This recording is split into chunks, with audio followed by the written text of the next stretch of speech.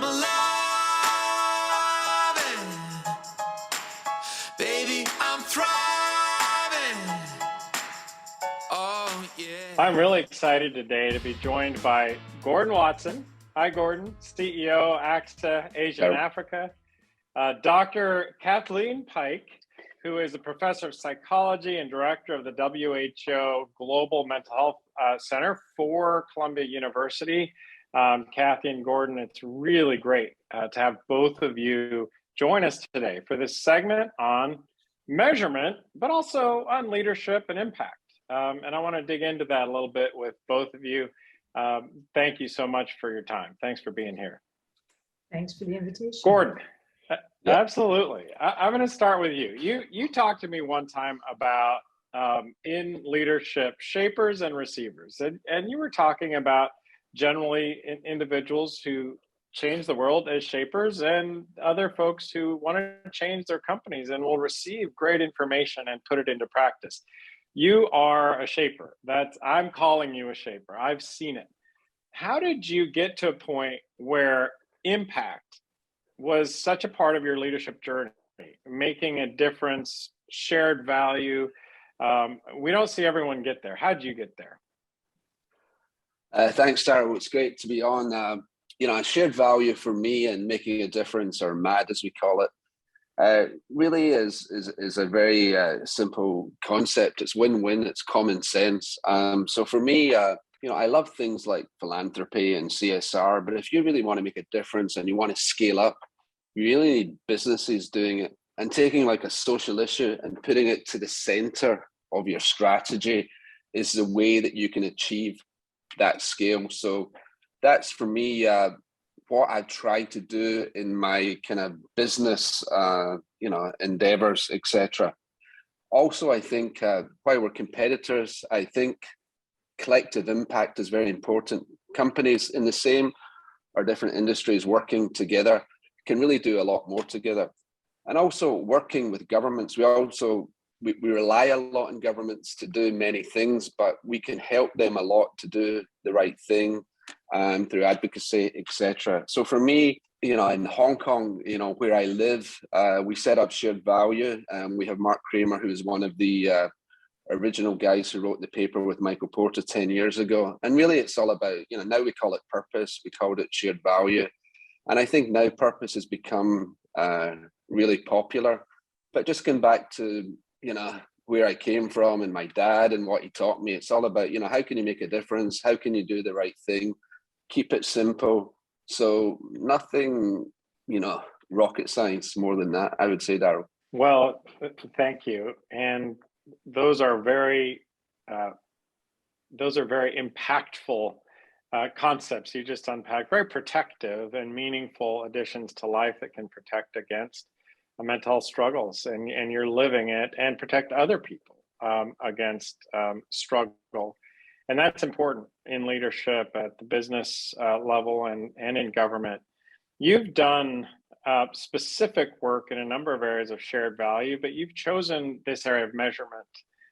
Measurement around mental health in the workplace. There aren't a lot of advocates for that in global business leadership. How did you get to this particular area of impact? No, it's a great question. I've always been passionate about mental health. Fortunately, my own personal mental health has been pretty good, but I've seen many friends who have struggled. And being a business person, and you look at mental health today, I think the global cost is $1 trillion in lost productivity. That's a lot. And when you're a business person, so forgetting about doing the right thing, first of all, this is not good for business to have a workforce that does not have good mental health. And the way people measure it, we talk about mental health being invisible, but only 1% of the cost is from absenteeism. And that's what people look at normally. But if you look at the actual cost, most of it's from presenteeism, where people show up to work, but they don't actually, they're not there. So a recent survey in Bupa showed that there was 67 days that people didn't show up for work, or they showed up for work, but 93% of that was actually from presenteeism, not from actually not being there. So it's a much greater cost in doing that. 15% of people, when they leave companies, are citing stress, etc., in the company they work for, and that's a massive cost. You have to hire someone, etc. So I think by shining the light on the left brain, on the almost like the CFO, and saying, listen, this is a massive amount of money you're losing by not doing the right things. It goes back to that concept of shared value. It's win-win for everyone. So if you do the right thing and you have an engaging, workplace where people have a psychologically safe space to be all they can be, productivity is higher. It's good for your business. So that's really what I've been advocating. If we can measure that first of all, but then what we have to do is the how, and what is the best practice in the how. So when you have that scientific knowledge of, hey, listen, you're doing 1, 2, 3, 4 things, and Kathy has all the details on that. You're doing well in this, but you're not doing well in that. This is the gap.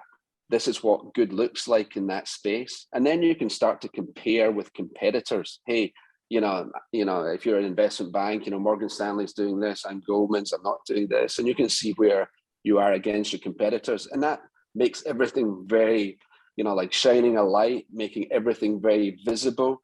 And it'll really promote companies doing the right thing in an institutional, organized, systemic basis that will, be mad and make that difference that you spoke about earlier, Daryl. Yeah, it's so powerful to take people from inspiration to data and measurement to action. And Kathy, I know you've made life's work of that in this space and have studied this considerably. I'm curious how you, as somebody deeply trained in psychology and human behavior, and now have turned your attention to this workplace effort. How did you and Gordon connect initially on this idea of measurement of mental health? Thanks, Daryl. So Gordon and I both had the opportunity to live and work in Japan, and had, during that time, knew of each other's work. But it wasn't until I was back at Columbia, and our center runs an educational mission trip each year that was heading to Shanghai, focused on mental health at work. And at that point, Gordon had already moved to Hong Kong from Tokyo. And he and I had been in touch. Networks get things done. And so one of the key bridges in this relationship for our connection is that Gordon's wife, Mona, happens to be on my international advisory board. And she said, I think Gordon is working on mental health in the workplace and we should connect here. So I reached out to Gordon and we got talking, and in an instant, I knew that Gordon talks the talk and walks the walk. I mean, it's really, really important to have allies in this work, because I need partners who come from the workplace and can help me translate the science into real practice that's going to have real impact. So Gordon and I were partnering on building out a conference in China that was going to be spring of 2020. So I don't need to say more, except that we didn't have that conference, but it was the beginning of thinking about other ways that we could build impact. And we pivoted, and actually one of our first collaborations was building out a handbook for business leaders on supporting employee mental health during COVID-19 and beyond. Wow. And that resource is actually online and available to anyone, open access, thanks to Access support. So the conference is interrupted, but it redirects the work effort. This guide gets created, and now the Mental Health at Work Maturity Index project is launched. It's amazing how silver linings are there when we make them there. And you both made that happen. Relationships matter. Tell us a bit about the index. What is the index intended to do? So the index grows out of the observation that we have reached a moment in the workplace, really globally, where leaders recognize, as Gordon was speaking, more and more leaders are listening to the stories and the data that Gordon was sharing about the impact of mental health in the workplace and want to do something. And I have worked with many organizations around the world. And as I was consulting, initially, a lot of those consultations would begin with more of a workshop type strategy, right? A one and done. But where we are now, the field has evolved and the workplace has evolved, the leadership has evolved to say, we really need to take this on in a real way, in a systemic way, and in a thoughtful way. But the data are so lacking, and the strategy around and clarity around developing a metric to know how I'm doing as a leader in the workplace and how my organization is doing doesn't exist. So this instrument, this assessment measure, is about taking the science, translating it into practice, and enabling business leaders to assess how is their organization doing in terms of mental health and psychological well-being programs and services. How do I compare to the organizations to which I want to benchmark my organization? And importantly, the index is designed as a measure and improve strategy. So it empowers leaders to know, okay, this is where I am. This is the target for a good mental health program in the workplace, and this is the next step that I can take. So it defines best practice, but it also does what Gordon described earlier. It gets the competitive juices flowing. You compare and benchmark against and with other organizations around the world.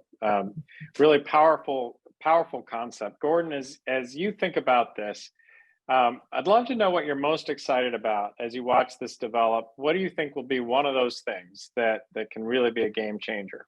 I think the game changer is people don't know what they don't know, and this will really help them understand what mental health is. Because as a CEO, it's just like art. If you want to be a good artist, you paint what is there, not what you think is there. But in mental health, we all have views on how we should tackle mental health, and maybe making a big deal about mental health is not a good thing. You want to normalize it and just build it in rather than having a big session on mental health. What's the best practice? So what I'm saying is most CEOs don't know how to do that. So this is an education on, what works, what doesn't, etc. That would be the first thing. The other thing is, I think a lot of people are really trying to help in this area, but I think it would be good to have a market standard where people use this. So that's why, Kathy's been working with people like SASB and Sustainable Accounting Standards Board, ISO in Europe, in the kitchen, so they understand what we're doing, and so that they, agree with our approach. Because I think if we want companies and CEOs want more investors, and investment companies are going to look at the S metric in ESG, this should be an important part of that metric. So I think that, having the credibility and having it more standardized will give it a lot more power. And that goes back to my initial point of collective impact, rather than companies just doing things on their own. Collective impact. If we do this and we partner with academia, we partner with people who know how to do indexes, we partner with SASB, etc. That would be so powerful. And that's what really will make a difference in my view. Putting tools in the hands of boards and leaders really is a game-changing idea that can impact real people in the millions around the world. Thank you both, Dr. Kathy Pike, Gordon Watson. It is a pleasure to work with both of you. Thank you for your leadership, and I can't wait to see what comes of this effort and how it impacts mental health in the workplace. Thank you. Mental health is stepping out of the shadows and into the spotlight. I think I need help. Can you talk? Struggling. I'm here. Depressed. Can't sleep. But we need the science and solutions to change lives. Now, more than ever, we are in this fight together.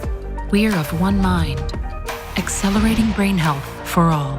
Help us fund new treatments at onemind.org. I'm living my best life.